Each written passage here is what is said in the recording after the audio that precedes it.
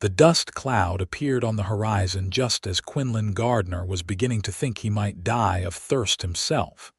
And what he saw through the wavering heat made him forget all about his own parched throat.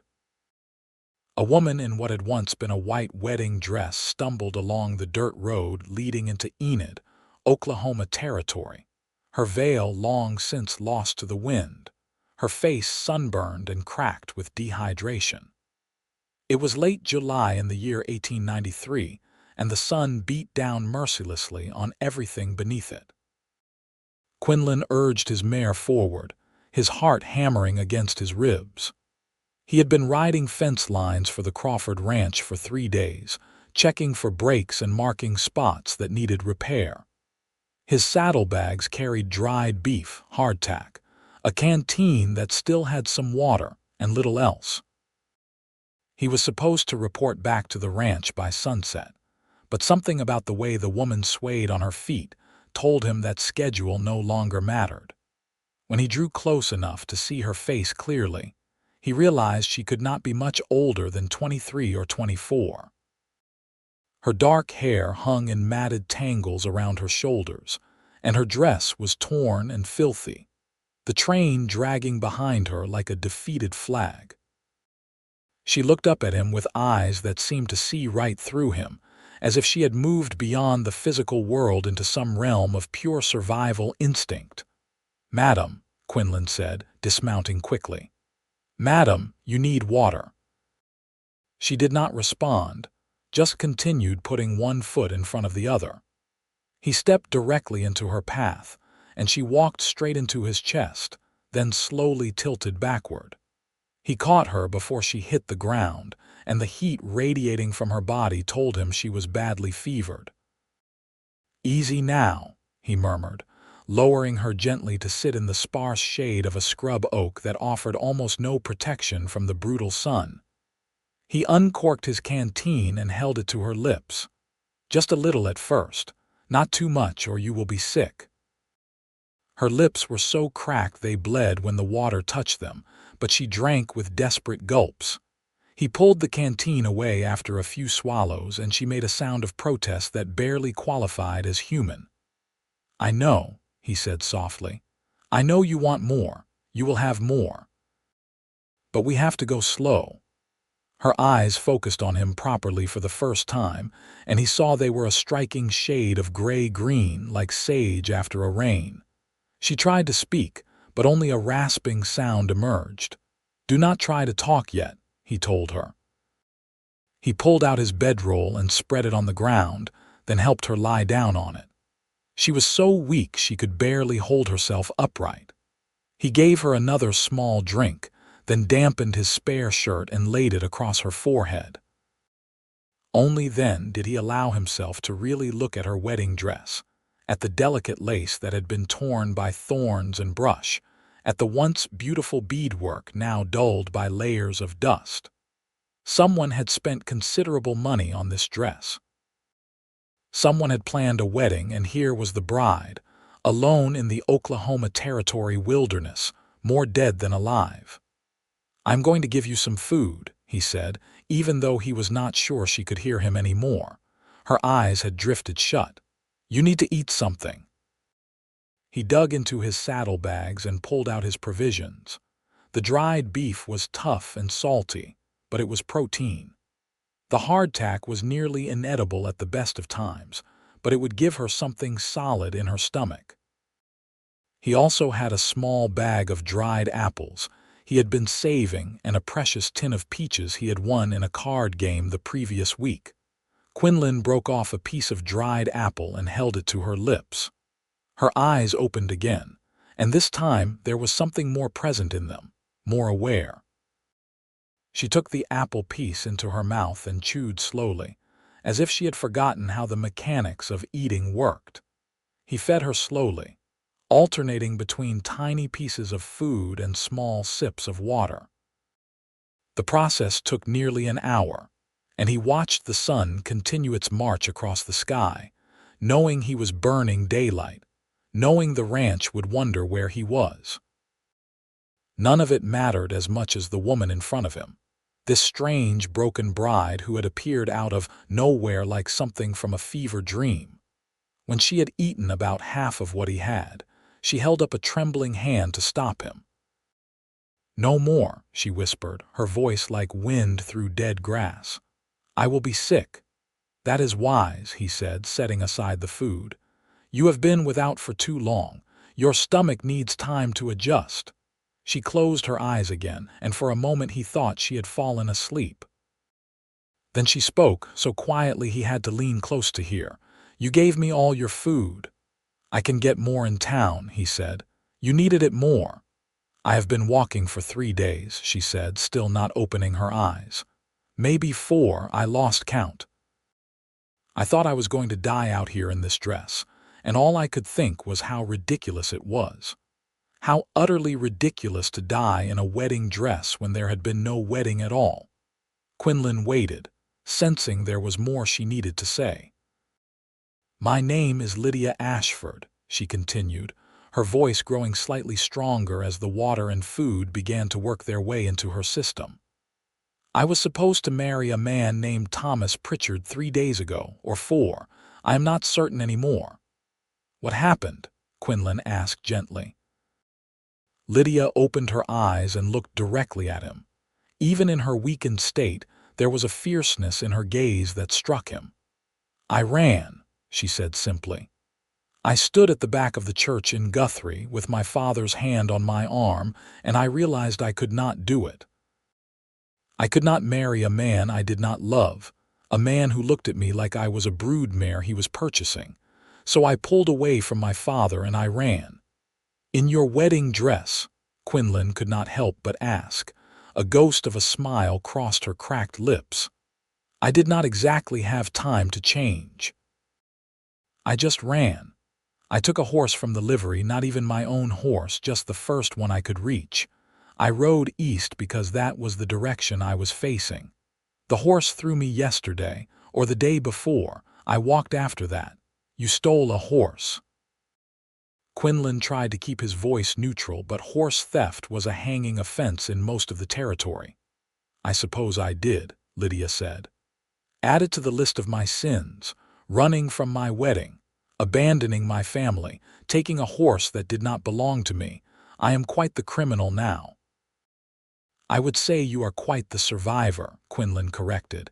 He gave her another sip of water. "Guthrie is more than 40 miles from here. You have come a long way." "Not far enough," she said bitterly.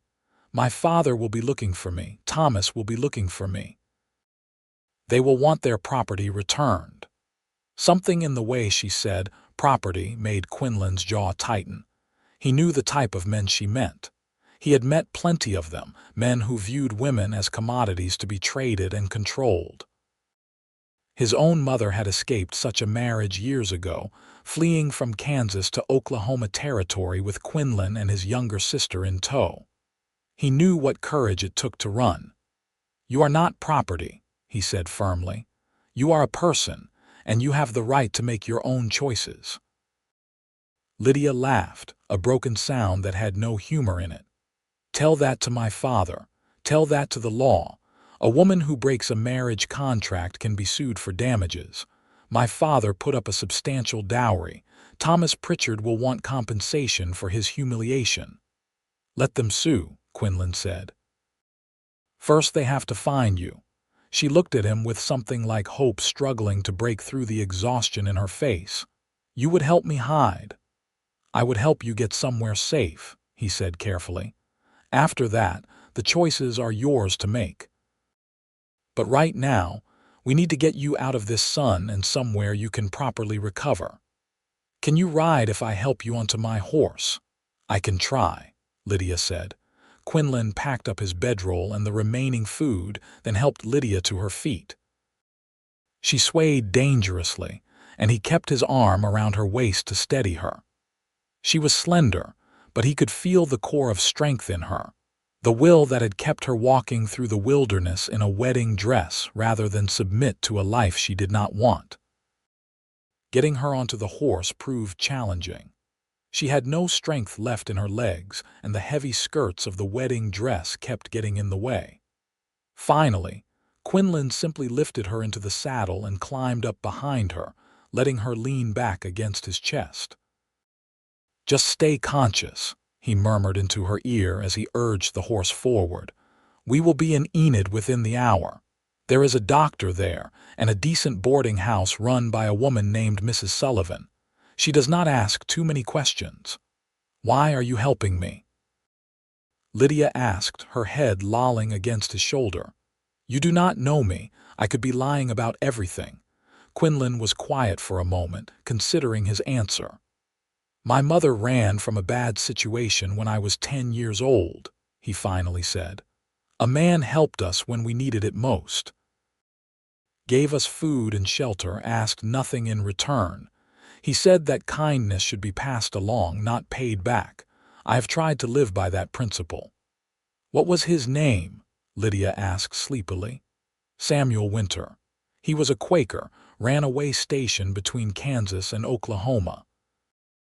He has been dead for 5 years now, but I still think about him often." "Samuel Winter," Lydia repeated softly. "I will remember that name. I will remember both of your names." She drifted into an uneasy sleep after that, her body going limp against his. Quinlan adjusted his hold on her, making sure she would not slide from the saddle, and guided the mare toward Enid. The town was small but growing, one of the many settlements that had sprung up after the land run of 1893.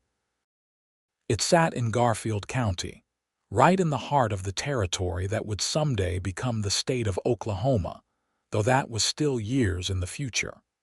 The sun was beginning its descent toward the western horizon when the buildings of Enid came into view. Quinlan guided his horse directly to the boarding house, a 2-story structure that Mrs. Sullivan had built with money left to her by her late husband. She was a practical woman in her 50s who had seen enough of life not to be shocked by much. Mrs. Sullivan came out onto the porch as Quinlan dismounted, her sharp eyes taking in the unconscious woman in the ruined wedding dress. "What have you brought me, Quinlan Gardner?" she asked, but her tone was not unkind. "A woman who needs help," Quinlan said simply. "She has been without food or water for days. She needs a room, a bath, and probably the doctor." Mrs. Sullivan came down the steps and looked up at Lydia's slack face. "She is burning with fever," she observed. "Bring her inside. I have a room on the first floor that will do." Between the two of them, they got Lydia inside and onto a bed in a small, clean room that smelled of lavender and soap. Mrs. Sullivan sent her hired man to fetch Dr. Matthews while she began the process of removing the wedding dress. "You had best wait outside," she told Quinlan. "This is not a job for a man." Quinlan nodded and stepped out into the hallway, but he found himself reluctant to leave entirely.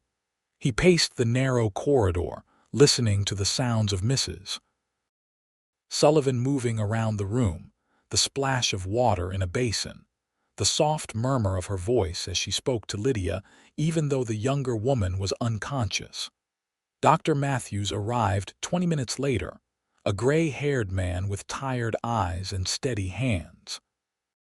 He disappeared into the room and Quinlan resumed his pacing. It was full dark before the doctor emerged. "She will live," Dr. Matthews said without preamble. "Severe dehydration, sunstroke, exhaustion, and exposure. Her feet are badly blistered and she has numerous cuts and scratches, some of which are showing signs of infection. But she is young and strong. With rest and care, she should make a full recovery." Quinlan felt tension drain from his shoulders that he had not realized he was carrying. "Thank you, doctor. Thank whoever found her when they did," Dr. Matthews said. "Another day in that condition and it would have been a different story." He gave Quinlan a long, measuring look. "I suppose that was you?" "Yes, sir." "Then she owes you her life." The doctor picked up his bag. "I will check on her tomorrow. Make sure she drinks plenty of fluids and eats light foods. Broth, bread, nothing too heavy at first, and keep her in bed for at least 3 days." After the doctor left, Mrs. Sullivan came out of the room, carrying the wedding dress bundled in her arms like a dead thing. "She is awake," she said. "Asking for you." Quinlan entered the room to find Lydia propped up on pillows, wearing one of Mrs. Sullivan's nightgowns. Her hair had been braided back from her face, and her skin had been cleaned of the layers of dirt. The transformation was remarkable. Even weakened and fevered, she was beautiful in a way that made his breath catch. "You stayed," she said, her voice still hoarse but stronger than before. "I wanted to make sure you were all right," Quinlan said, feeling suddenly awkward. He removed his hat and held it in front of him like a shield. "The doctor says I will live, no thanks to my own foolishness." She gestured weakly at the chair beside the bed. "Will you sit?" "I feel as though I should thank you properly, and it is difficult to do when you are looming over me like that." Quinlan sat, placing his hat on his knee. "You do not need to thank me. Anyone would have done the same." "But they did not," Lydia said. "You did. You gave me your food, your water." "Mrs. Sullivan says you are paying for this room and the doctor. Why would you do that for a stranger?" "I told you about Samuel Winter," Quinlan said. "About passing kindness along." "Yes, but there must be more to it than that." Lydia's gray-green eyes studied him intently. "You could have just given me water and directions to town. Instead, you stayed with me for over an hour, feeding me bit by bit. You brought me here and made sure I was cared for. That is more than simple kindness. That is compassion." Quinlan was quiet for a long moment. "I suppose I saw something in you that reminded me of my mother. That same desperate courage it takes to choose an unknown future over a known misery. I wanted to help preserve that courage, not let it die in the wilderness." Lydia's eyes filled with tears, and she blinked them back impatiently. "You fed more than my hunger," she said softly. "When you gave me that food, when you sat with me and made sure I ate slowly, carefully, you fed something deeper. You fed my hope that maybe I had made the right choice. That maybe there were still good people in the world who would help without expecting anything in return." Her words settled into Quinlan's chest like warm coals, kindling something he had thought long dead. He had spent the last few years working as a ranch hand, drifting from job to job, never staying anywhere long enough to put down roots. He had convinced himself he preferred it that way, that solitude was safer than connection. But looking at Lydia now, at the fierce vulnerability in her face, he felt something shift inside him.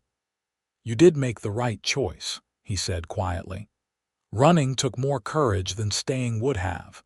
Whatever comes next, at least it will be your choice." "Unless my father finds me," Lydia said, "or Thomas. They will not simply let this go. There is money involved, contracts. My father is a wealthy man, and he does not tolerate being embarrassed." "Then we will make sure they do not find you," Quinlan said, surprised by his own vehemence. "You can stay here until you are recovered, and then we will figure out your next steps. Maybe you have family elsewhere, friends who would take you in." Lydia shook her head. "My mother died when I was 15. I have no siblings.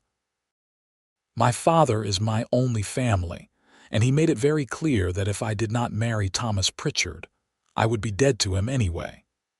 As for friends, they were all his friends, families he approved of, women who would turn me in without hesitation if my father offered a reward." "Then you will need to make a new life," Quinlan said. "This is Oklahoma territory. People come here all the time to reinvent themselves, to escape their pasts. You can do the same." "How?" Lydia asked, and there was genuine desperation in the question. "I have no money, no skills. I was raised to be a wife, to manage a household and host dinner parties. What use are those things when you are alone in the world?" "You have more skills than you realize," Quinlan said. "You survived 4 days in the wilderness with no food or water. That takes intelligence and determination. Those are valuable skills anywhere." Lydia laughed weakly. I do not think stubbornness qualifies as an employable skill. In the territory, it might be the most valuable skill of all, Quinlan countered. He stood, aware that he was overstaying his welcome, that she needed rest more than conversation. I should let you sleep. I will check on you tomorrow. Where will you go? Lydia asked.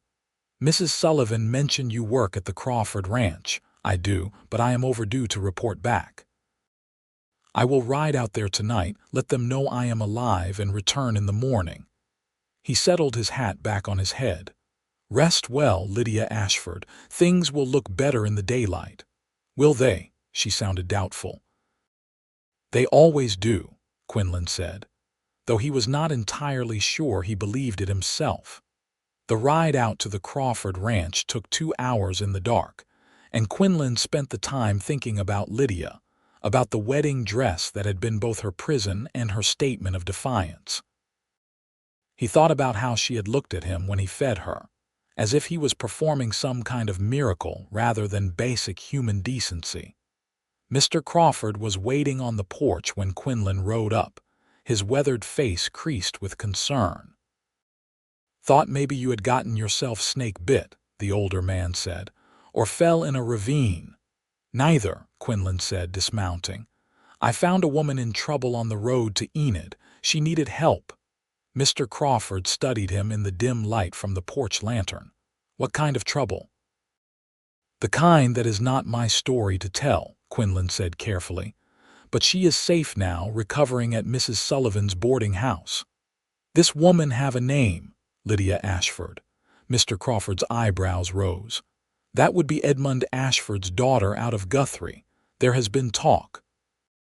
She ran from her wedding a few days back. Her father has posted a reward for information leading to her return. Quinlan felt his stomach drop. How much of a reward? $500. It was a staggering sum, more than most men made in a year. Quinlan felt rage building in his chest at the idea of Edmund Ashford putting a price on his own daughter's head as if she were a common criminal. He has no right, he said, his voice low and dangerous. He is her father, Mr. Crawford said pragmatically. The law is on his side. The law is wrong. Mr. Crawford sighed and scratched at his beard. Maybe so. But wrong or not, that reward will draw bounty hunters and opportunists from 3 counties. If she is at Mrs. Sullivan's, it is only a matter of time before someone figures it out. Then I need to move her, Quinlan said. Somewhere safer. Where would that be? Edmund Ashford is a determined man with long reach and deep pockets. He will not stop looking. Quinlan thought rapidly, considering options and discarding them just as quickly. Then an idea formed, risky and unconventional, but possibly the only way to keep Lydia safe. What if she was not Lydia Ashford anymore? He said slowly. What if she was someone else entirely? What are you suggesting? Mr. Crawford asked, though there was a gleam in his eye that suggested he already knew. I am suggesting that she needs a new identity, one that would make her invisible to her father and his hired men. A married woman would be harder to claim than a runaway daughter. You planning to marry this girl you just met? Mr. Crawford's tone was carefully neutral. If it keeps her safe, yes, Quinlan said, surprising himself with the certainty in his voice. It would be a marriage of convenience, nothing more.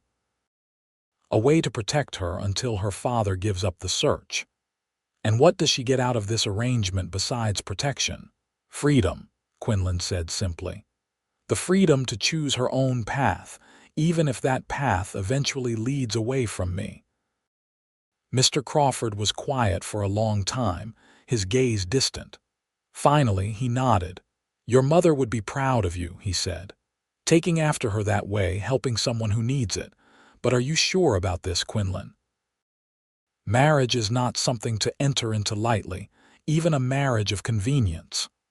I am sure, Quinlan said, though his heart was racing.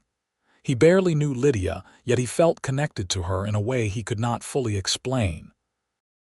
Maybe it was the look in her eyes when he fed her, that mixture of gratitude and defiance. Maybe it was the courage it took to run in the first place. Whatever it was, he knew he could not abandon her now. "Then you had better ride back to Enid and make your proposal," Mr. Crawford said. "But take my advice. Be honest with her about everything. A marriage built on lies, even a convenient one, will crumble at the first strong wind." Quinlan rode back to Enid through the darkness, his mind churning with how he would present this idea to Lydia. She had just escaped one unwanted marriage. How could he possibly suggest another, even one meant to protect her? Yet he could see no other option that would keep her safe from her father's reach. Dawn was breaking when he arrived back at the boarding house. Mrs. Sullivan was already up, kneading bread dough in her kitchen. She took one look at Quinlan's face and shook her head. "You have that look about you," she said. "That look of a man about to do something either very noble or very foolish. Often they are the same thing." "Is she awake?" Quinlan asked. "Has been for an hour. The fever broke during the night. Dr. Matthews stopped by at first light and said she is on the mend." Mrs. Sullivan dusted flour from her hands. "But before you go in there, you should know that word has spread. I have had 3 people ask me this morning if I had seen a dark-haired woman in a wedding dress. I told them no, but it is only a matter of time before someone puts the pieces together." "I know," Quinlan said. "That is why I need to talk to her." He knocked softly on Lydia's door and heard her call for him to enter. She was sitting up in bed, looking remarkably better than she had the night before. The color had returned to her face, and her eyes were clear. She smiled when she saw him, a genuine smile that lit up her whole face. "You came back," she said. "Mrs. Sullivan said you had ridden to the ranch. I thought perhaps you had decided you had done enough for me." "I needed to report in," Quinlan said, removing his hat, "but I also needed to think about how to keep you safe." The smile faded from Lydia's face. "I am in danger. Your father has posted a reward for your return, $500. That kind of money will bring every bounty hunter and opportunist in 3 counties sniffing around." He moved closer to the bed, his hat still in his hands. "People are already asking questions about a dark-haired woman in a wedding dress. It will not take long for them to find you." Fear flashed across Lydia's face, but she lifted her chin defiantly. "Then I will run again. I will go further this time, somewhere he cannot find me." "You are still recovering," Quinlan said gently. "You are not strong enough to run, and even if you were, where would you go? Your father will have people watching every town, every stage station. He will find you eventually." "Then what do you suggest?" Lydia asked, her voice trembling slightly. "That I just give up and go back to him. Marry Thomas Pritchard like a good obedient daughter." "No," Quinlan said firmly. "I would never suggest that. But I do have another idea, one that might keep you safe permanently." "Tell me," Lydia said. Quinlan took a deep breath. "Your father is looking for his unmarried daughter. He is looking for Lydia Ashford. But if you were married, if you had a different name, you would no longer be his property. You would be your husband's responsibility, and the law would have no grounds to force you back." Lydia stared at him, understanding dawning slowly in her eyes. "You are suggesting I marry you," she said flatly. "Yes."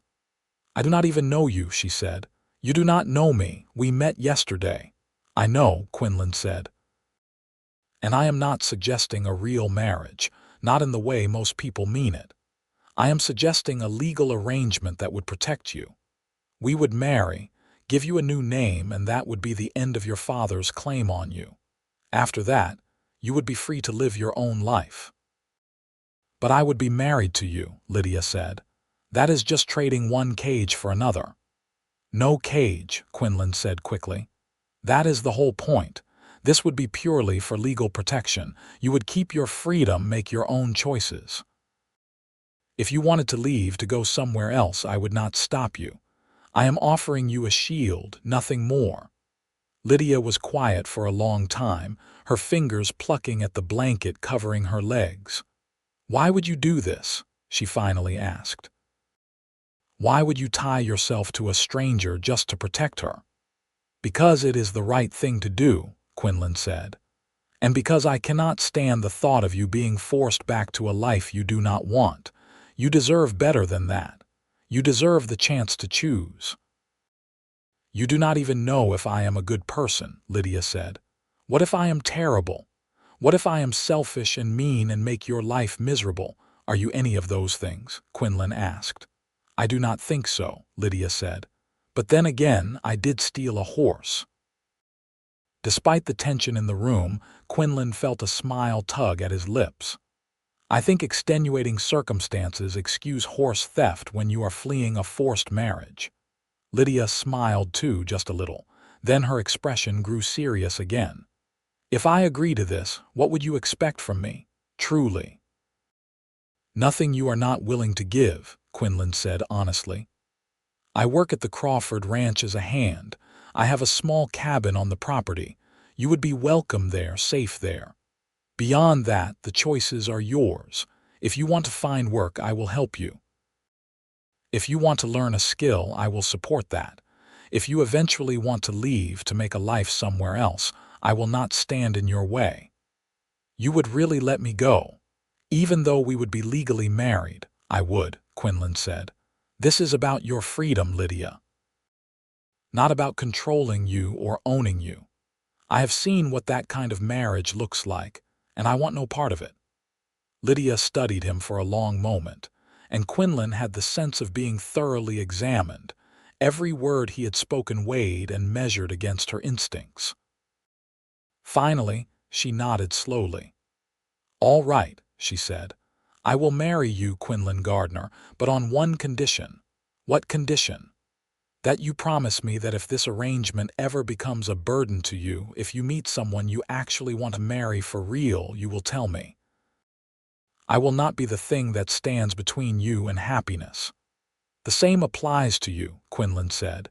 "If you meet someone, if you want a real marriage someday, I will not hold you to this one." "Then we have an agreement," Lydia said. She held out her hand and Quinlan took it, her fingers small and warm in his. "When do we do this?" "As soon as you are well enough to stand for the ceremony," Quinlan said. "There is a circuit preacher due in Enid tomorrow. We can be married then, and by the time your father's men arrive, you will be Lydia Gardner, and there will be nothing they can do about it." The next day brought a flurry of activity. Mrs. Sullivan produced a simple blue dress that fit Lydia reasonably well, along with a pair of shoes that were only slightly too large. Dr. Matthews cleared Lydia for light activity, though he cautioned against too much exertion. The circuit preacher, a jovial man named Reverend Thomas, agreed to perform the ceremony in the boarding house parlor. Quinlan wore his best shirt and his only pair of pants without patches. He felt oddly nervous as he waited in the parlor for Lydia to come downstairs, even though this was not a love match, even though this was purely practical. When she appeared on Mrs. Sullivan's arm, he found himself struck breathless for a moment. The blue dress brought out the color in her eyes, and someone had pinned her dark hair up with small flowers. She looked nothing like the desperate, dying woman he had found on the road, and everything like someone stepping into a new chapter of her life with courage and determination.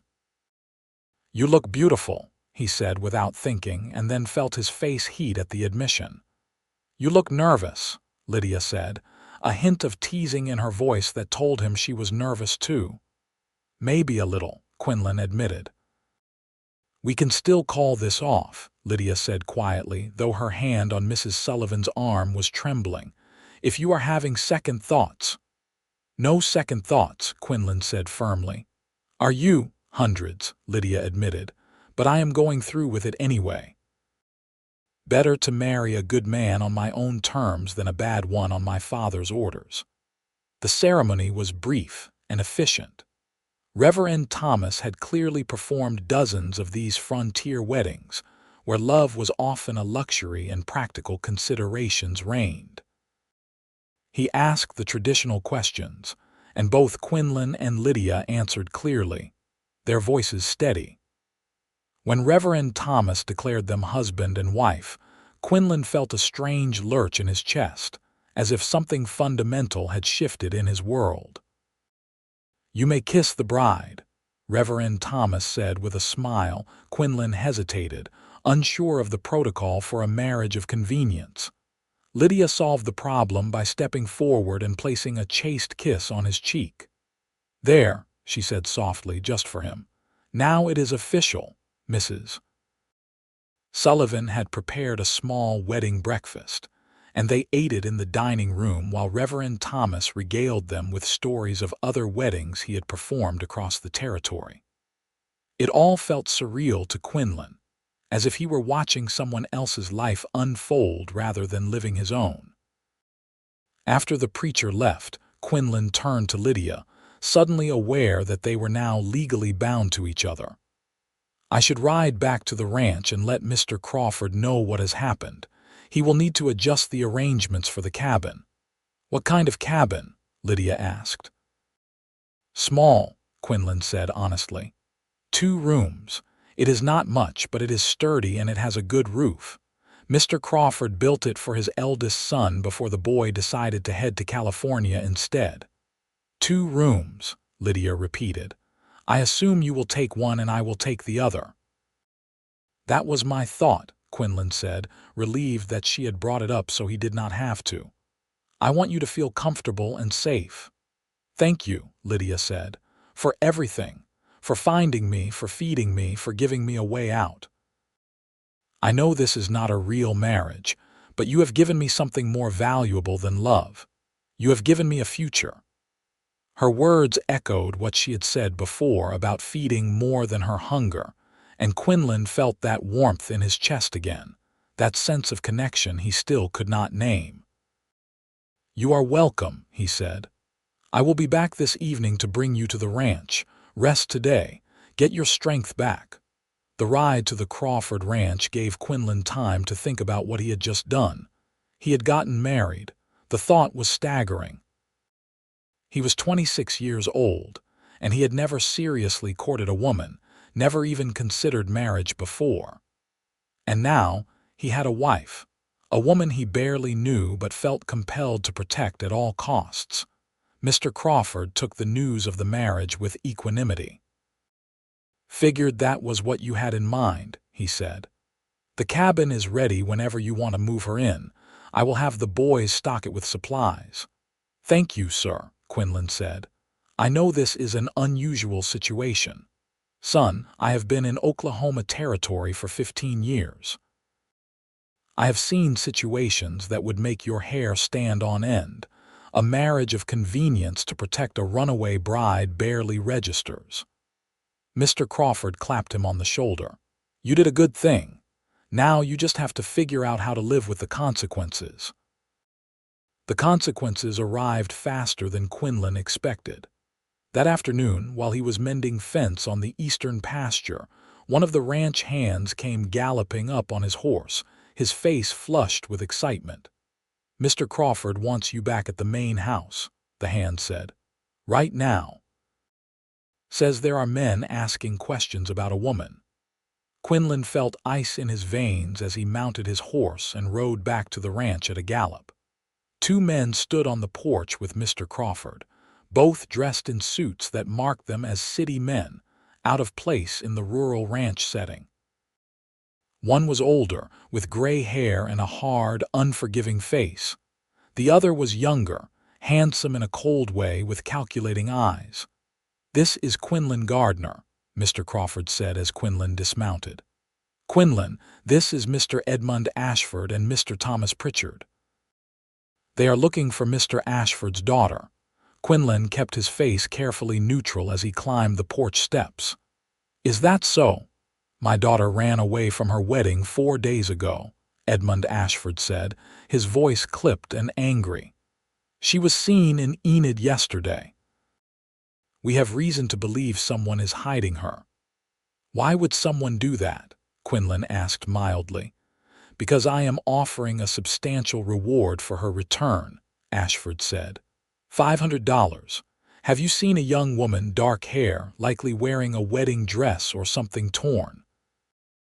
I saw a woman in a wedding dress 3 days ago, Quinlan said truthfully. She was in bad shape, dehydrated, sunburned. I took her to the boarding house in Enid to recover. Edmund Ashford and Thomas Pritchard exchanged glances. Where is she now? Ashford demanded. At the Crawford Ranch, Quinlan said. She is my wife. We were married yesterday by Reverend Thomas. You are welcome to check the marriage certificate if you doubt me. The color drained from Thomas Pritchard's face and then rage flooded back in. You cannot do that, he shouted. She was promised to me. We had a contract that she never signed, Quinlan said calmly, though his heart was hammering. She made her choice, and that choice was to marry me instead. The law is clear. A woman has the right to refuse a marriage up until the moment the vows are spoken. She is my daughter, Edmund Ashford said, his voice shaking with fury. I have legal authority over her until she is married, and I do not recognize this sham of a marriage. Then take it up with Reverend Thomas, Quinlan said. Take it up with the territorial court. But Lydia is legally my wife now, and she is staying with me. I will have this marriage annulled, Ashford threatened. I will prove it was entered into under duress. Be my guest, Quinlan said, but you will find no evidence of duress. Lydia married me of her own free will, with witnesses present. Mrs. Sullivan and Dr. Matthews can both attest to that. You are doing this for the reward, Thomas Pritchard said accusingly. You married her to keep the money for yourself. I married her because she needed help, Quinlan said. And because she deserves to make her own choices about her life. As for the reward, you can keep it. I want nothing from either of you except for you to leave her alone. Edmund Ashford drew himself up to his full height, his face mottled with rage. This is not over, he said. I will not let some cowboy nobody steal my daughter and make a fool of me. Your daughter is not stolen property, Quinlan said, his voice going hard. She is a person with her own mind and her own will. Maybe if you had treated her that way from the start, she would not have felt the need to run. For a moment, Quinlan thought Ashford might strike him. Then Mr. Crawford stepped between them, his weathered face implacable. I think it is time for you gentlemen to leave my property, he said quietly. Quinlan Gardner is one of my best hands and his wife is welcome here. You are not. Edmund Ashford opened his mouth to argue, then seemed to think better of it. He turned on his heel and stalked toward the horses, Thomas Pritchard following. But before mounting, Ashford turned back. This is not over, he repeated. Lydia knows what she owes me, what she owes her family. She will come to her senses eventually, and when she does, I will be waiting. They rode off in a cloud of dust, and Quinlan felt his knees go weak with relief. Mr. Crawford gave him a measuring look. That went about as well as could be expected, he said, but he is right about one thing. This is not over. Men like Edmund Ashford do not give up easily. I know, Quinlan said, but maybe seeing that Lydia is married will make him realize he has lost, that there is no point in pursuing this further. Maybe, Mr. Crawford said, though he sounded doubtful. Either way, you had better get back to Enid and collect your wife. The sooner she is here at the ranch, the better. Safety in numbers and all that. Quinlan rode back to Enid as the sun began to set, painting the sky in shades of orange and red. He found Lydia in the boarding house garden, sitting on a bench and staring at the horizon. She looked up as he approached, and he saw the question in her eyes before she spoke it. Did they come? She asked. They did, Quinlan confirmed. Your father and Thomas Pritchard. They were at the ranch when I got back. Lydia went pale. What happened? I told them we were married. Your father threatened to have the marriage annulled, but I do not think he has grounds for it. You married me of your own free will, and we have witnesses to prove it." Quinlan sat down beside her on the bench. He was angry, but there was nothing he could do. "You are my wife now, and that changes everything legally." "He will not give up," Lydia said. "You do not know him. He is a man who is used to getting what he wants, and he will see this as a personal insult." "Let him try," Quinlan said. "We have the law on our side now, and Mr. Crawford has made it clear that both of us are welcome at the ranch. You will be safe there." Lydia turned to look at him fully, and there were tears in her eyes. "You stood up to my father for me," she said. "No one has ever done that before." "Then no one has treated you the way you deserve to be treated," Quinlan said gently. He reached out and took her hand, the gesture feeling both natural and strange. "You are not alone anymore, Lydia. Whatever comes, we will face it together." "Together," Lydia repeated softly. She squeezed his hand, and something passed between them in that moment, something deeper than the practical arrangement they had made. It was not love, not yet, but it was the seed of something that could grow into love if they let it. They rode to the ranch together in the gathering darkness, Lydia sitting behind Quinlan on the horse, her arms wrapped around his waist. She rested her head against his back, and he could feel the warmth of her breath through his shirt. It felt right having her there, as if his life had been incomplete before, and he simply had not realized it. The cabin Mr. Crawford had prepared for them was small but tidy, with a wood stove for cooking and heating, a table with 2 chairs and 2 beds in 2 separate rooms. Someone, probably Mr. Crawford's wife before she passed, had hung cheerful gingham curtains in the windows and put a braided rug on the floor. "It is perfect," Lydia said, looking around with something like wonder. "I have lived in mansions with 20 rooms, and they never felt as welcoming as this." "It is not much," Quinlan said, feeling self-conscious. "But it is ours. Your room is through that door. I have the other one." Lydia explored her room, which contained a narrow bed, a dresser, and a small window that looked out toward the east. When she came back out, her eyes were bright. "I have never had my own space before," she said. "At my father's house, my room was always subject to his inspection. He would go through my things, read my letters. This is really mine, really yours," Quinlan confirmed. "I will not enter without your permission." "Thank you," Lydia said. She looked exhausted suddenly, the events of the past few days catching up with her. "I think I need to sleep. Tomorrow I want to start figuring out what I am going to do with my life. I cannot just hide here forever." "There is no rush," Quinlan said. "Take the time you need to recover to figure things out. The ranch always needs extra hands during harvest season. Maybe you could help in the kitchen, or with the bookkeeping. Mrs. Crawford used to handle all of that before she passed." "I am good with numbers," Lydia said. "My father made sure I was educated, at least in the things he thought would make me a suitable wife for a wealthy man. Accounts, household management, that sort of thing." "Then we will talk to Mr. Crawford tomorrow," Quinlan said. "For now, get some rest. You have been through more than any person should have to endure." Lydia smiled at him, and it was a real smile full of warmth. "Good night, Quinlan." "Thank you again. For everything." "Good night, Lydia." Quinlan lay in his own bed that night, staring at the ceiling and thinking about the strange turn his life had taken. 3 days ago, he had been a solitary ranch hand with no responsibilities beyond his work. Now he was a married man with a wife sleeping in the next room, a wife he barely knew but felt deeply connected to. He thought about the way she had looked at him when he fed her on the road, the way she had said he fed more than her hunger. He thought about her courage in running from a life she did not want, even when the wilderness nearly killed her.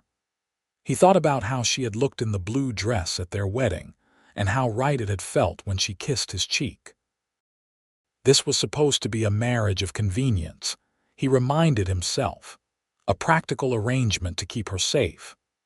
But lying there in the darkness, listening to the sounds of Lydia moving around in the next room, Quinlan wondered if his heart had gotten the message. Because what he was feeling did not feel convenient or practical. It felt like the beginning of something much bigger, much more dangerous, and infinitely more important. The next few weeks settled into a rhythm that felt both strange and comfortable.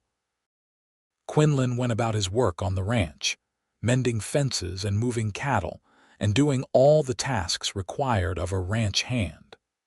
Lydia met with Mr. Crawford and impressed him so thoroughly with her bookkeeping skills that he immediately hired her to manage the ranch accounts. "That girl has a head for numbers like I have never seen," Mr. Crawford told Quinlan one evening. "She found 3 errors in the books from the past year that saved me nearly $200. You married yourself a smart one."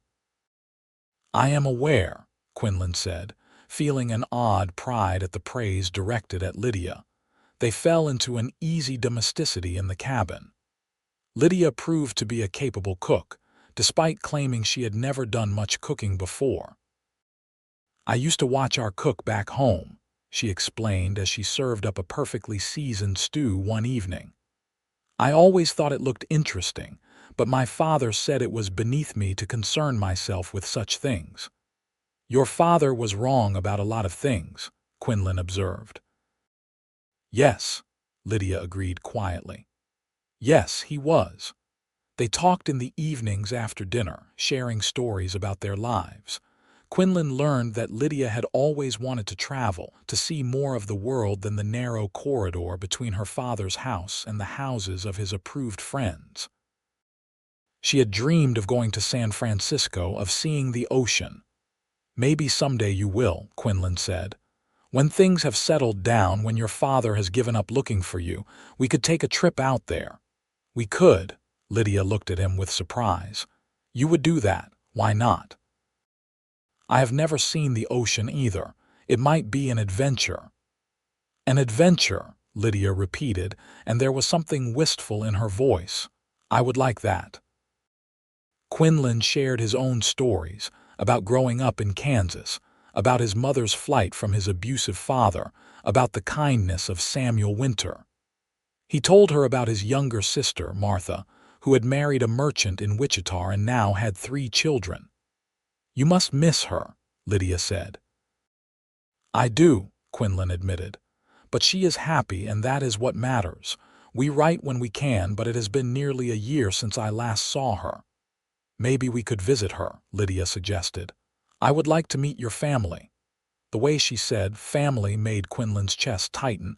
Family. Was that what they were becoming? He found himself hoping it was true. A month after the wedding, a letter arrived at the ranch addressed to Lydia Gardner. She opened it with trembling hands, recognizing her father's handwriting on the envelope. Quinlan watched her face as she read, saw the color drain from her cheeks. "What does it say?" he asked gently. "He is disowning me," Lydia said, her voice flat. "He says I have brought shame on the family name, that I am no longer his daughter. He has changed his will to remove me completely.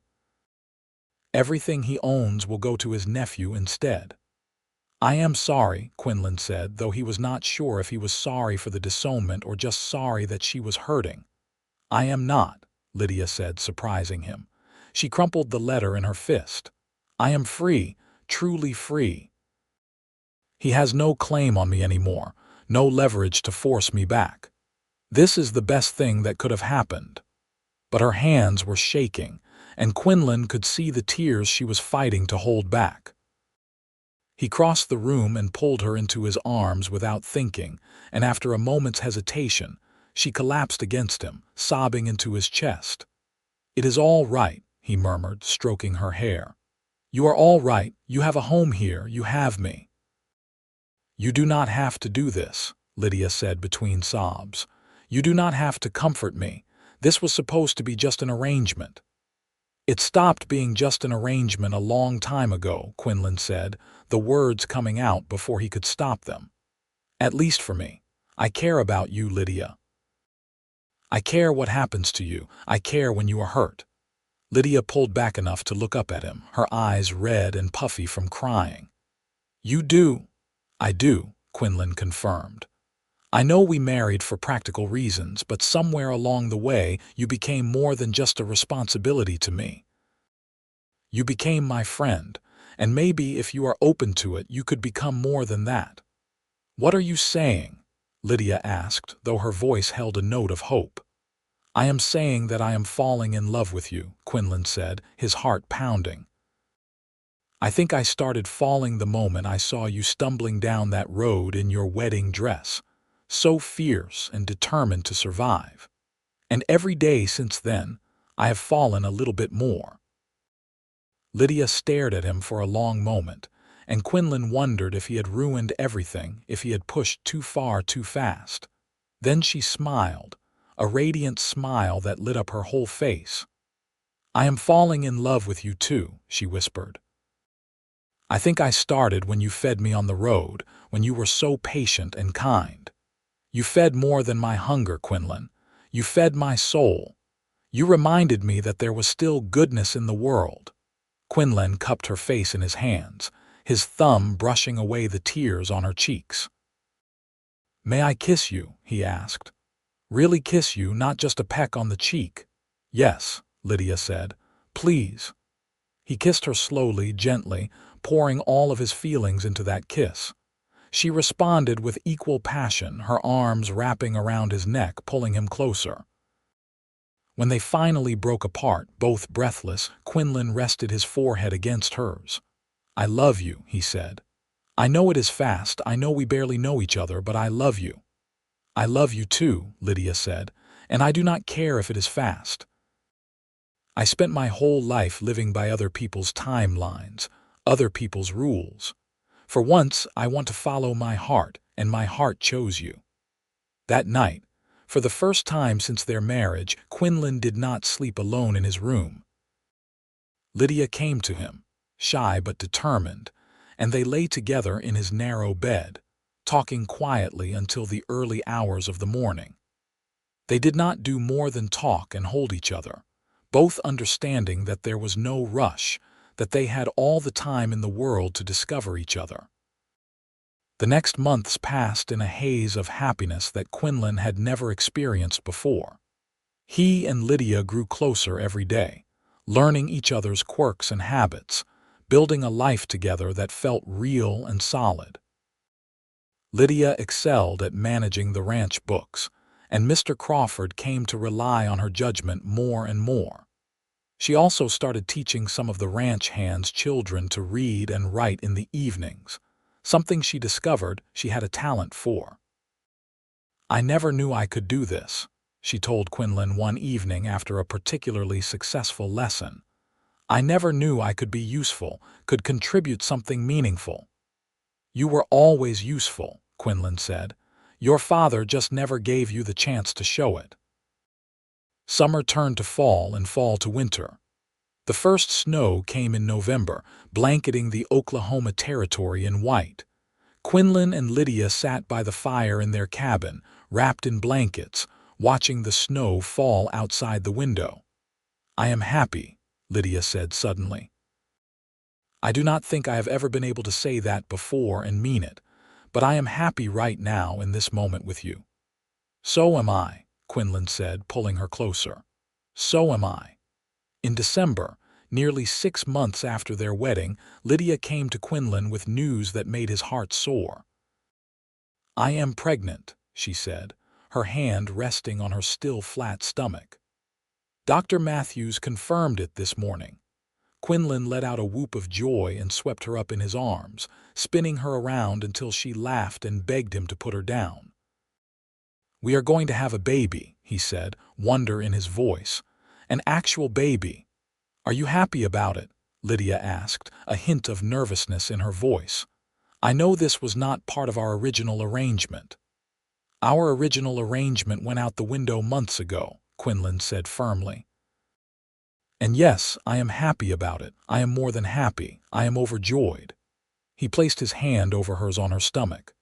"This is our child, Lydia, ours, created out of love, not obligation. That makes all the difference." Lydia's eyes filled with tears, but they were happy tears this time.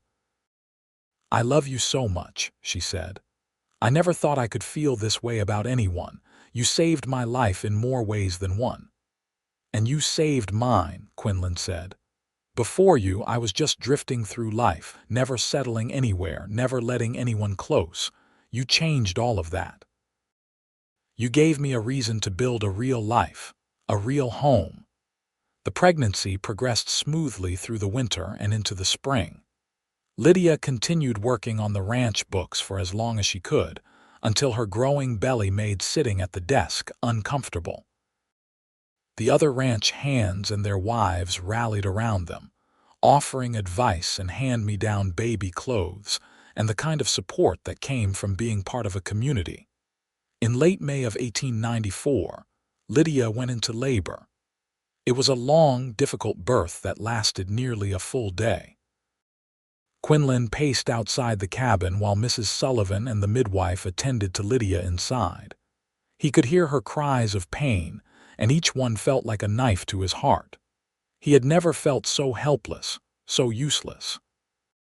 Finally, as dawn broke on the second day, he heard a new sound, the thin, wavering cry of a newborn baby. Mrs. Sullivan emerged from the cabin, her face tired but smiling. "You have a son," she said. "A healthy baby boy, and your wife is doing well, though she is exhausted." Quinlan rushed inside to find Lydia propped up in bed, her face pale and drawn but radiant with joy. In her arms was a tiny bundle wrapped in a soft blanket. She looked up at Quinlan, and the love in her eyes took his breath away. "Meet your son," she said softly. Quinlan approached the bed carefully, as if he were approaching something sacred. He looked down at the baby, at the small red face and tiny fists, and felt his world shift on its axis. "He is perfect," he whispered. "We should name him," Lydia said. "I was thinking Samuel, after the man who helped your mother. Samuel Gardner. What do you think?" Quinlan felt tears spring to his eyes. "I think that is perfect," he said, his voice thick with emotion. "Samuel Winter would have been honored." He sat on the edge of the bed, and Lydia carefully placed their son in his arms. Quinlan looked down at the tiny life he was holding, this child who existed because he had stopped to help a desperate woman on a dusty road nearly a year ago. He thought about how one act of kindness had led to this moment, to this family, to this life he had never imagined having. "Thank you," he said to Lydia, "for running toward me instead of away from me, for giving me a chance, for loving me." "Thank you," Lydia said, "for feeding more than my hunger, for seeing me as a person, not property, for building this life with me." Little Samuel made a small sound, and both of them looked down at him with wonder.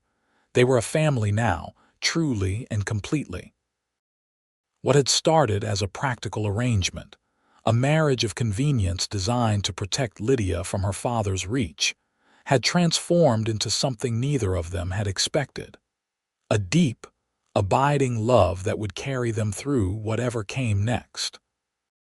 The months that followed were challenging but joyful. Samuel proved to be a colicky baby who did not sleep well, keeping both Quinlan and Lydia up most nights. But even in their exhaustion, they found moments of happiness, of connection. Quinlan would rock Samuel for hours while singing the old songs his mother had taught him. Lydia would nurse the baby while reading aloud from the books they borrowed from the small library in Enid. As Samuel grew, so did the ranch. Mr. Crawford expanded his operations, bringing in more cattle and hiring more hands. He came to rely on Lydia's management skills more and more, eventually making her his official business manager with a salary that matched Quinlan's. "You have a gift for this," Mr. Crawford told her.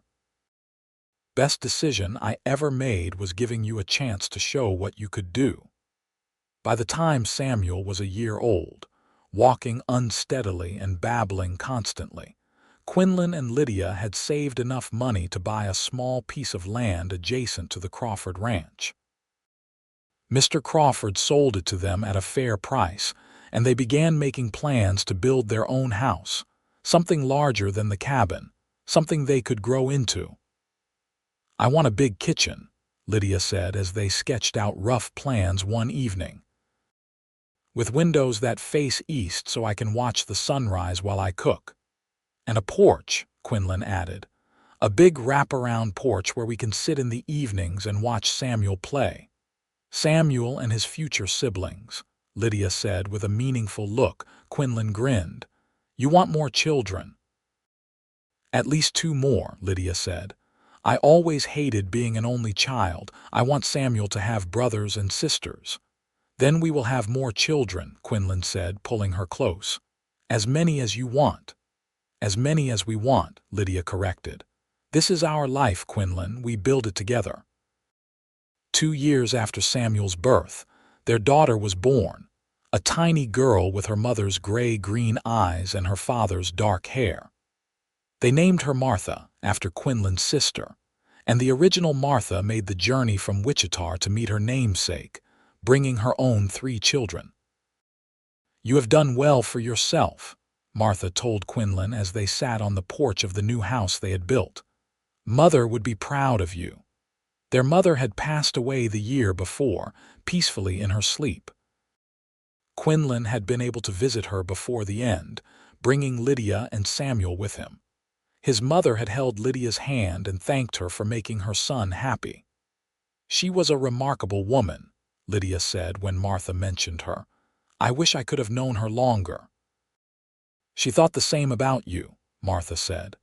"She told me before she died that you were exactly the kind of woman she had hoped Quinlan would find, someone with courage and compassion and a good heart." The years continued to roll by, each one bringing new challenges and new joys. Quinlan and Lydia's ranch grew slowly but steadily. They added a few head of cattle, some chickens, a milk cow. Samuel grew into a bright, curious boy who followed his father everywhere, eager to learn about ranching. Little Martha proved to be fearless, climbing everything she could reach and giving her parents constant heart attacks. In 1898, their 3rd child was born, another son they named Thomas, though they called him Tommy to distinguish him from Thomas Pritchard, whose name they had learned through the grapevine had moved to Texas after Lydia's escape. Edmund Ashford had died 2 years earlier, never having reconciled with his daughter, and Lydia had surprised herself by crying at the news. "I did not think I would care," she told Quinlan through her tears. "He was so awful to me, so controlling. But he was still my father, and some part of me kept hoping he would change, would reach out." "I know," Quinlan said, holding her as she grieved for the relationship that had never been what it should have been.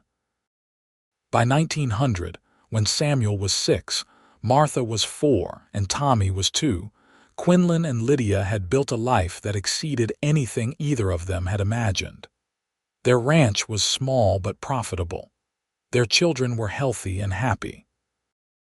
They had friends in the community and a reputation for fairness and hard work. One evening in late summer, as they sat on the porch watching the children play in the yard, Lydia turned to Quinlan with a thoughtful expression. "Do you remember what I said to you that first day?" she asked. "When you fed me on the road." "You said I fed more than your hunger," Quinlan replied. "I have never forgotten it." "I have been thinking about that lately," Lydia said. "About what I meant by it. I think what I was trying to say was that you gave me hope. When you shared your food with me, when you took the time to make sure I ate slowly and carefully, you showed me that there was still kindness in the world. That not all men were like my father or Thomas Pritchard. You fed my hope, my belief that life could be different, could be better."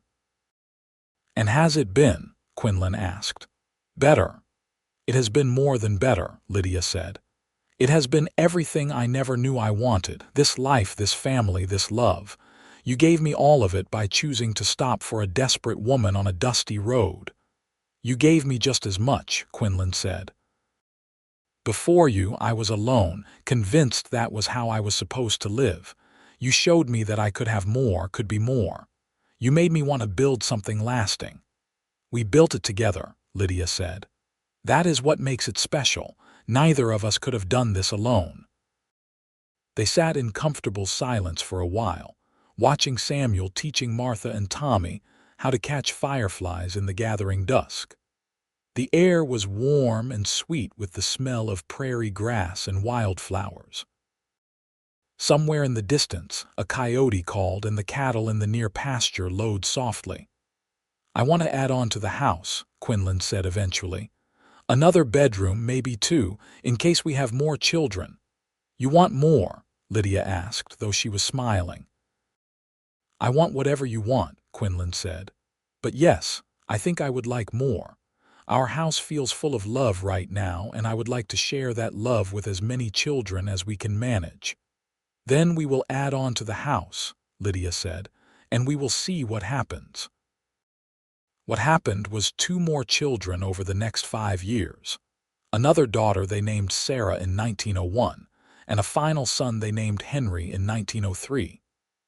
By the time Henry was born, Samuel was 9 years old and already a capable ranch hand, helping his father with the daily chores. Martha was 7 and had started school in Enid, riding in each morning with Quinlan and coming home with stories about what she had learned. The house had expanded to accommodate their growing family, and so had their hearts. Quinlan sometimes marveled at how full his life had become, how rich with love and laughter and the ordinary chaos of a large family.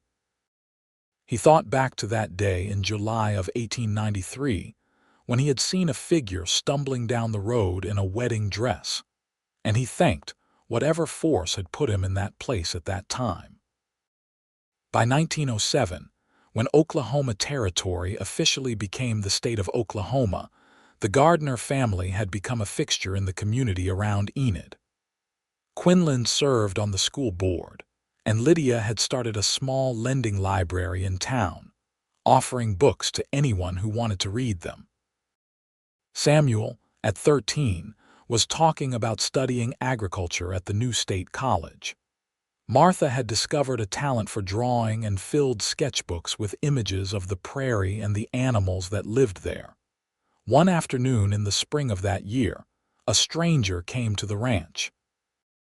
He was an older man, well-dressed but dusty from travel.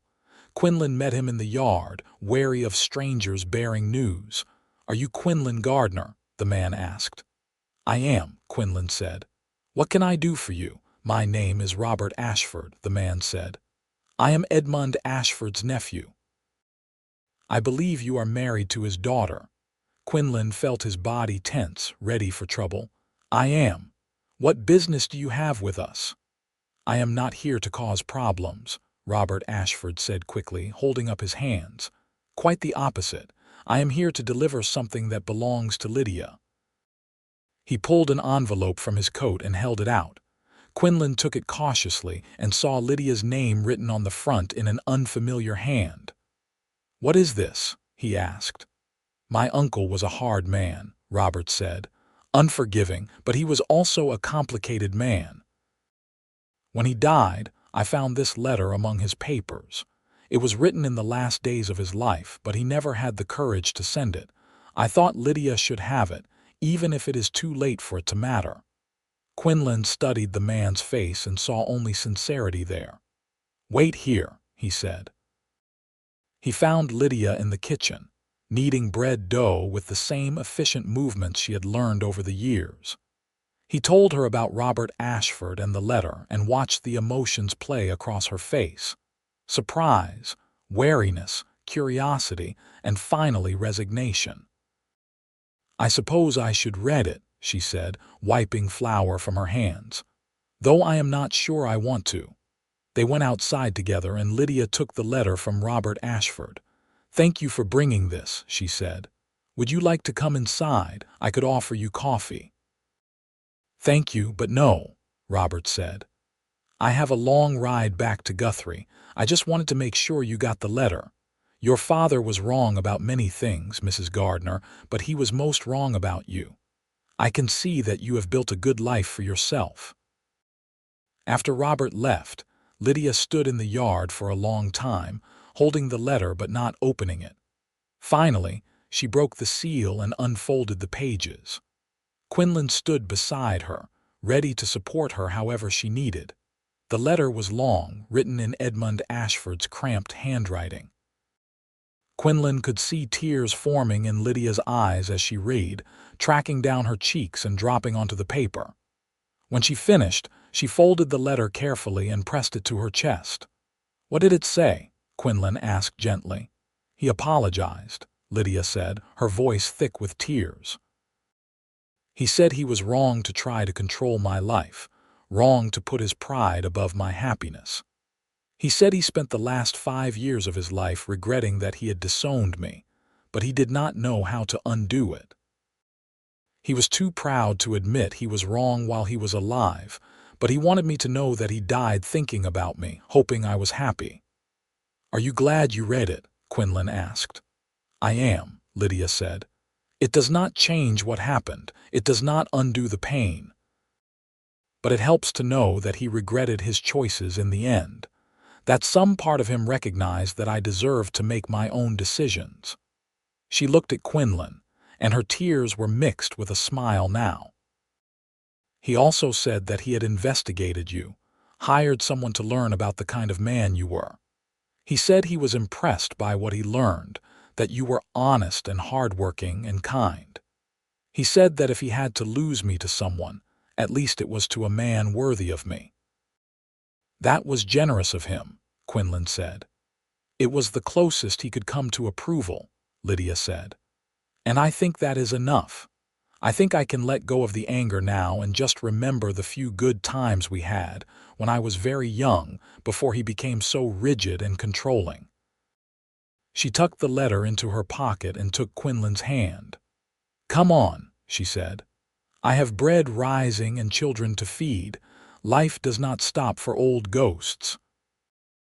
That evening, after the children were in bed, Quinlan and Lydia sat on the porch as they often did, watching the stars emerge in the darkening sky. Lydia was quiet, and Quinlan knew she was still processing the letter from her father. "You ever regret it?" he asked after a while. "Running away in your wedding dress, all of this that came after?" "Never," Lydia said without hesitation.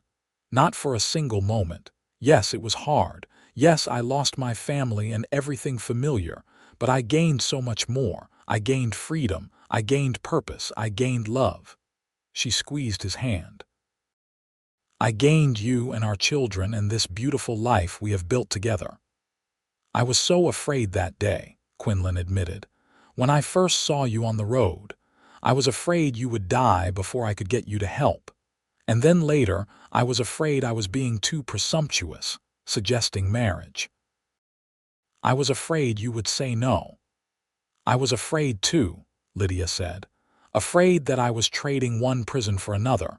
But you showed me from the very beginning that you saw me as an equal, as a partner. That made all the difference. Do you remember what you said to me in Mrs. Sullivan's boarding house?" Quinlan asked. "About how I fed more than your hunger." "Of course I remember," Lydia said. "It was true then, and it is still true now. Every day you feed more than just my physical needs. You feed my spirit, my heart, my soul. You make me feel valued and loved and capable. That is what a real marriage is supposed to be." "I love you," Quinlan said, pulling her close. "I loved you when you were a desperate stranger in a ruined wedding dress, and I love you even more now, knowing everything you are capable of, everything we have built together." "I love you too," Lydia said. "Thank you for stopping that day. Thank you for giving me your food and your water and your kindness. Thank you for giving me a future." "We gave each other a future," Quinlan corrected. "That is the beauty of it." The years continued to pass, each one adding new layers to the life Quinlan and Lydia had built. Their children grew and thrived. Samuel did go to the agricultural college and came back with new ideas for improving the ranch. Martha became a teacher in Enid, following in her mother's footsteps in her love of education.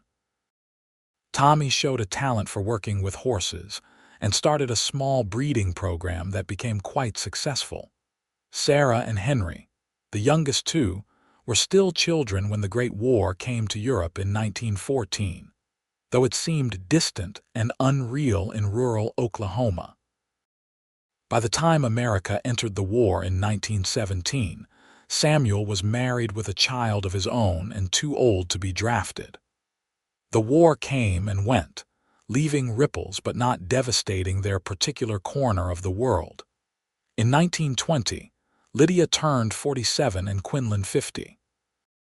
They had been married for 27 years, and their original wedding anniversary had become a celebration not just for them, but for their entire extended family.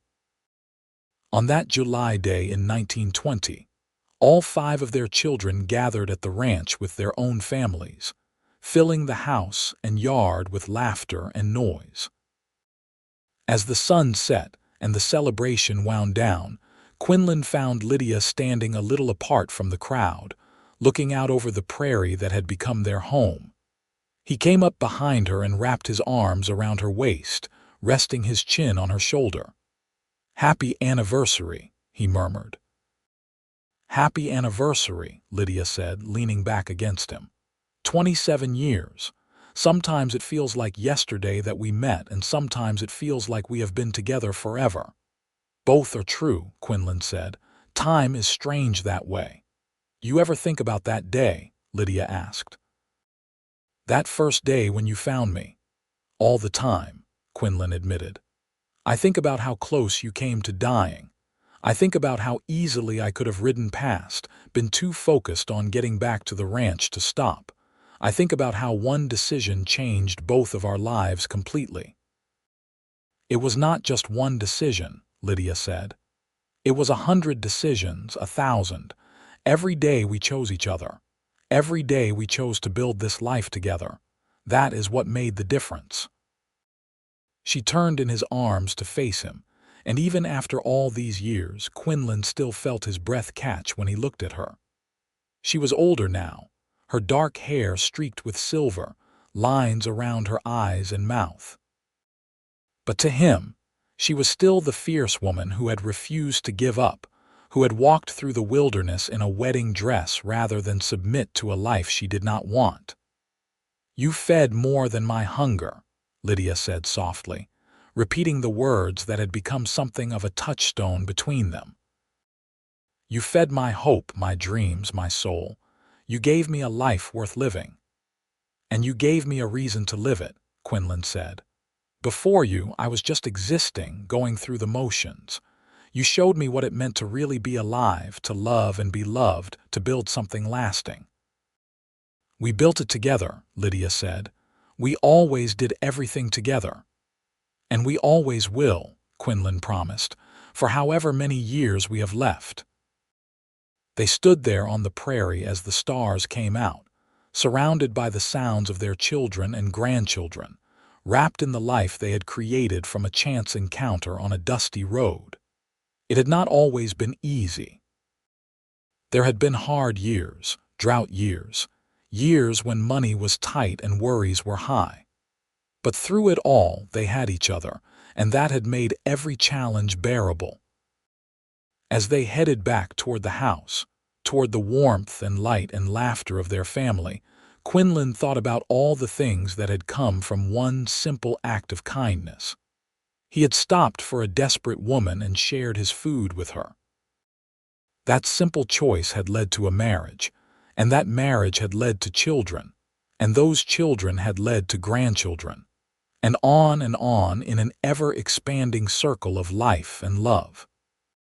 In 1925, on their 32nd anniversary, Quinlan and Lydia renewed their vows in the small church in Enid, surrounded by 5 children, 12 grandchildren, and most of the town they had called home for more than 3 decades. This time, Lydia wore a beautiful blue dress instead of a wedding gown, and Quinlan wore his best suit. This time, when they said, "I do," It was not out of necessity or convenience, but out of a deep, abiding love that had been tested and proven over thousands of days. "Do you take this woman to be your wife?" the minister asked. "I do," Quinlan said, his voice strong and sure. "I did 32 years ago, and I do today, and I will do every day for the rest of my life." "Do you take this man to be your husband?" the minister asked Lydia. "I do," Lydia said, tears shining in her eyes. "He saved my life in more ways than one, and I choose him every single day." When they kissed, their children cheered and their grandchildren giggled, and Quinlan felt a completeness that he had not known was possible.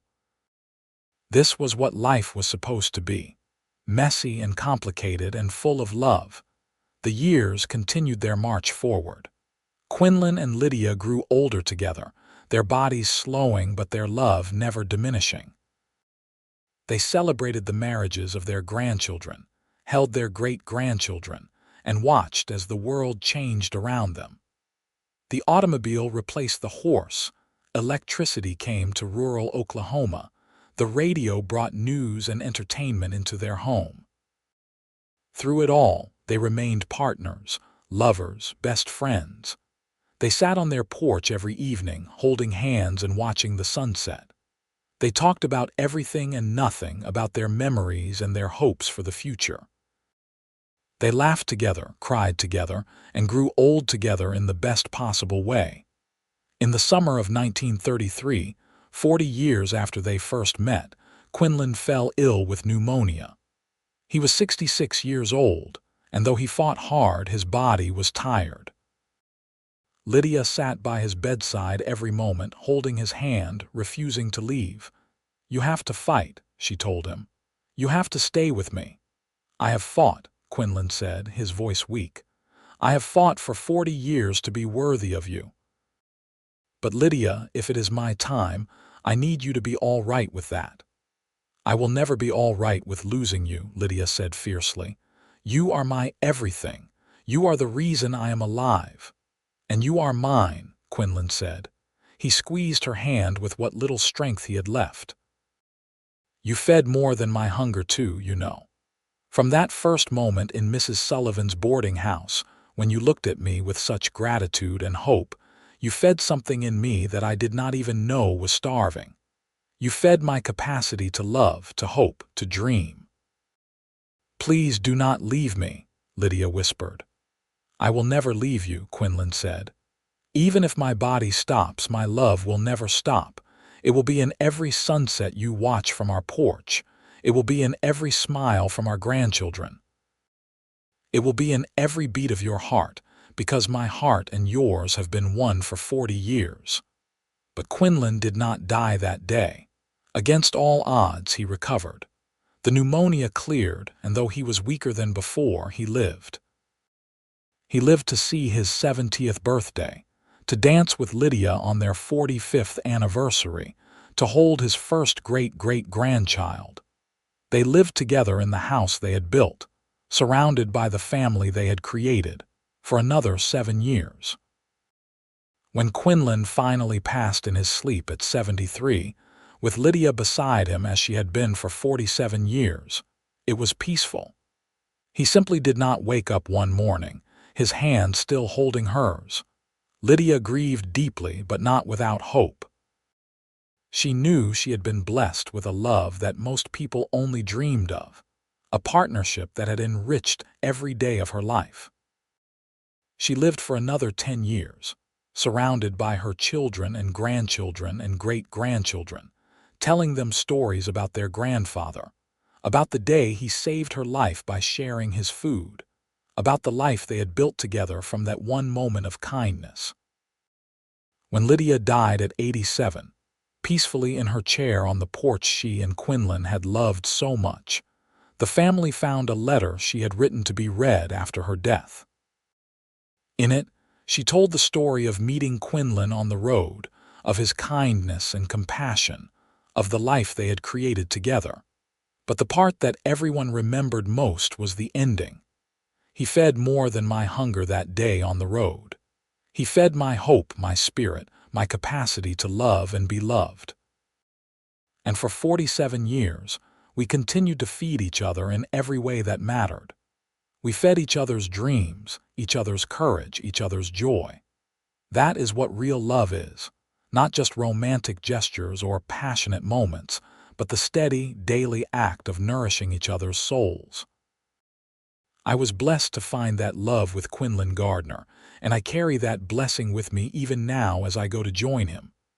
Tell your children and your children's children that love is the most important thing. Not wealth, not status, not power. Love. The kind of love that sees a desperate woman on a dusty road and stops to help. The kind of love that builds a life together one day at a time.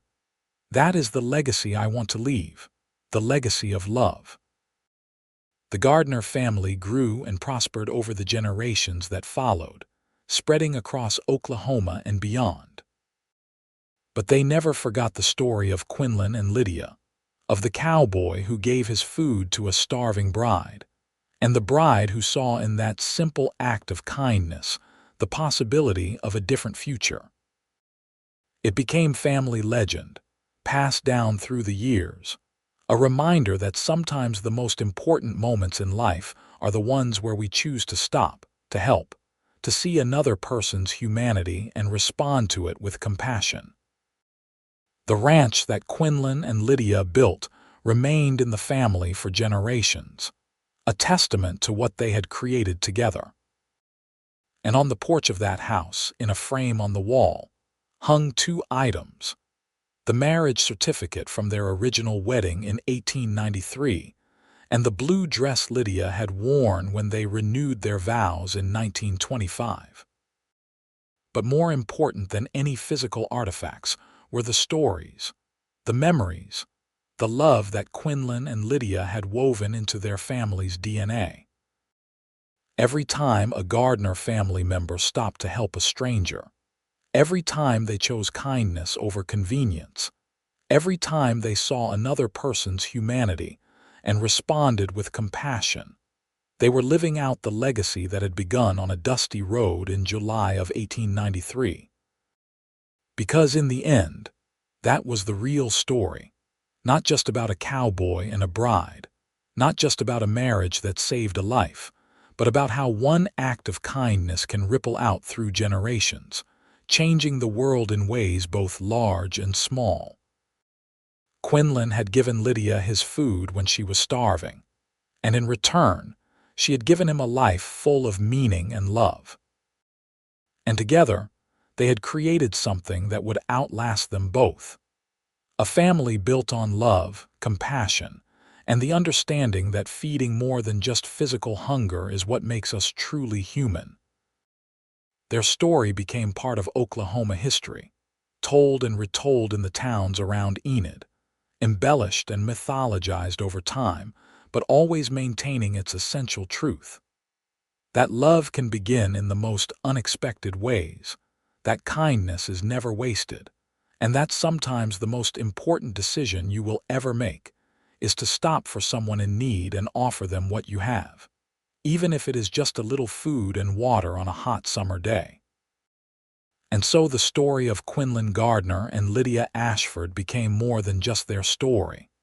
It became a reminder of what was possible when people chose to see each other, really see each other, and respond with the best of their humanity. It became a love story for the ages, set against the backdrop of the Wild West, a testament to the power of kindness, courage, and the kind of love that feeds the soul.